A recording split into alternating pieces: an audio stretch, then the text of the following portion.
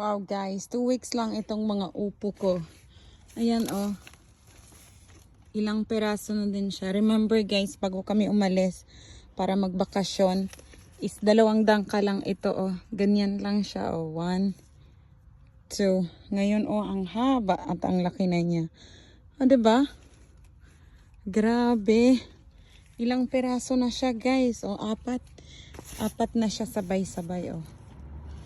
Ang lalaki na niya. Ganyan na oh. Ayan.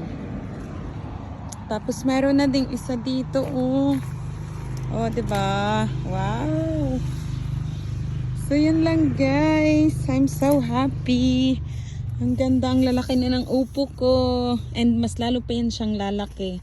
At least hanggang mag 1 month siya. So 2 weeks pa bago ko siya anihin. O 'di ba? Mas lalo pa siyang lalaki itong mga to. So yun lang.